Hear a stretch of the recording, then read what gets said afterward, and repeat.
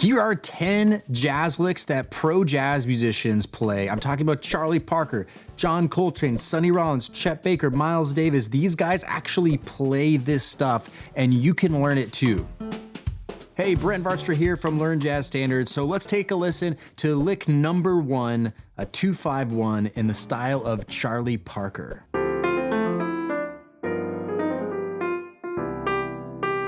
I mean, that's an absolutely filthy bebop line right there. I mean, Charlie Parker really is the guy to go for when we want to get the bebop style of jazz, which is like the main language of jazz, at least modern day jazz. I mean, take a look at this first little section here. He has this little triplet pattern, and he kind of mimics that in the second bar, but this time with 16th notes connected by these 2 eighth notes at the end. Now keep in mind, this is over one of the most popular chord progressions in all of jazz, the 2-5-1, in this case in the key of C major. You're gonna see 2-5-1 chord progressions come up all the time, and so this is a really great one to learn. Let's listen to lick number 2, another 2-5-1 lick in the style of Charlie Parker.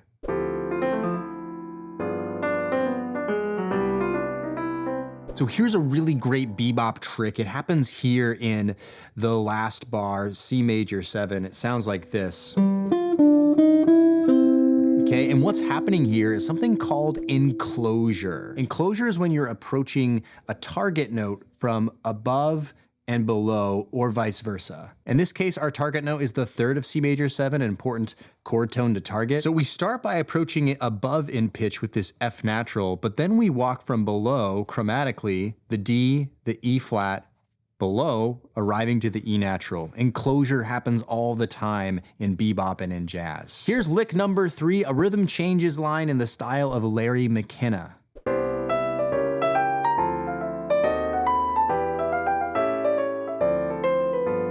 So rhythm changes is a really important song form in jazz. It really consists of a 1-6-2-5-3-6-2-5 chord progression and goes on from there. And this line doesn't get any more classic. Really cool how the diminished arpeggios are actually being substituted for these dominant sevenths. And so if you're ever wondering how to solo over these fast moving changes and rhythm changes, this is a really good one to check out. Lick number 4 is the Lady Bird turnaround in the style of John Coltrane.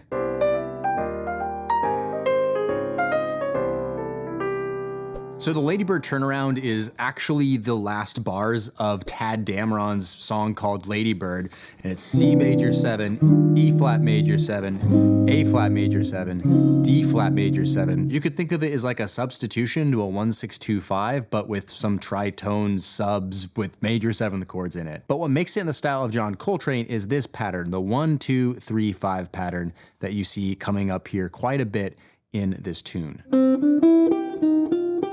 You hear John Coltrane playing this pattern all of the time in Giant Steps or any of his compositions. It's really how he navigates some of these changes that move in these intervallic relationships. Lick number 5 is a 3-6-2-5 in the style of Sonny Rollins.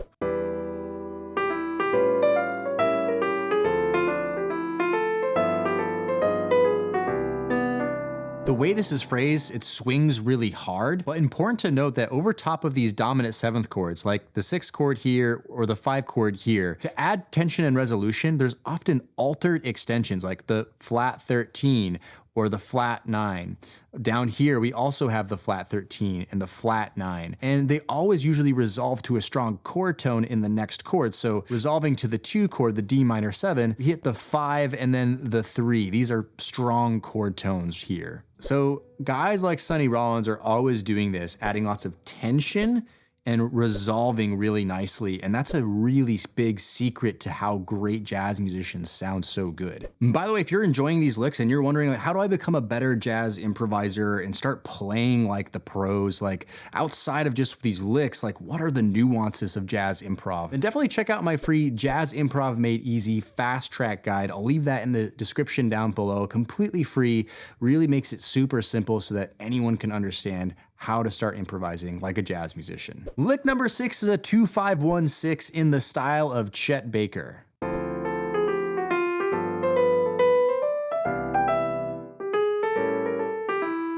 This is another thing that happens in jazz all the time, is what we call chromatic passing tones. A chromatic passing tone is essentially any note that is chromatic, not in the key center, that connects one note to the next. So in this case, the fifth of D minor 7 to our target note here of the third, we're traveling there going, right? Chromatically downwards in pitch. And so the A flat and the G flat are what we would call chromatic passing tones. And chromaticism being such an important part of jazz, studying a line like this helps you understand how they do this by connecting, once again, these tension notes to stable notes in a chord. Lick number 7 is a 2-5-1-6 in the style of Miles Davis.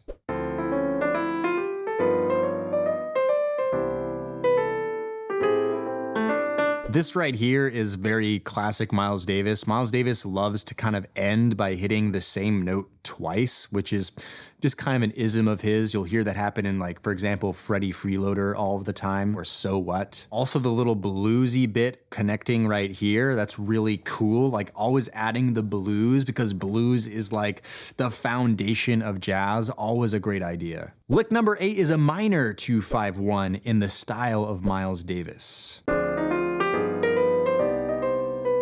I love this one because it's so simple, but also because the minor 2-5-1 is, again, one of the most important chord progressions in all of jazz. I mean, you're gonna see minor 2-5-1s everywhere in jazz standards, and this being such a nice, easy idea is an awesome one to learn. Now, one cool thing that you can do over top of a minor 7th chord, right, that's a 1 chord, is imply the melodic minor, or like the major 7 here. It's a great sound, and it works because if you harmonize a melodic minor scale with 7th chords, the 1 chord is going to be a minor major 7th chord. So it's always nice to get that color and that sound over top of a minor 7th chord that is being resolved to like the 1 chord. Lick number 9 is a minor 2-5 that resolves to a major 1 in the style of Miles Davis.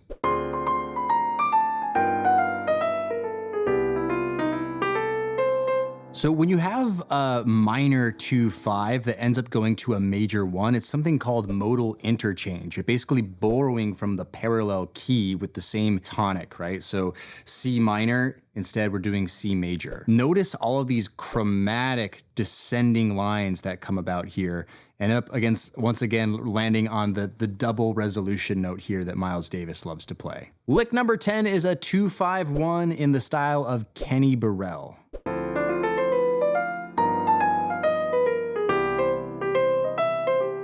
Really awesome lick by guitarist Kenny Burrell. I mean, and look at all the altered extensions in here. Sharp 9s, flat 13s. I mean, there is the 3rd and the 7th in there, which is really what gives that sound of we are on a G7 chord, but all that tension and resolution, you know, resolving eventually to this 1 on the C major sounds really good. And by the way, if any of these music theory terms I've been throwing around have been a little bit confusing and you're not sure what I mean by altered extensions and modal interchange and all that stuff, then on the screen right now I have a video called Jazz Theory in 15 Minutes. It's just gonna give you all the basics that you need to know about jazz theory. So check that one out right now. If you found this video helpful, please hit that thumbs up, subscribe to the channel, and we'll see you in the next one. Cheers.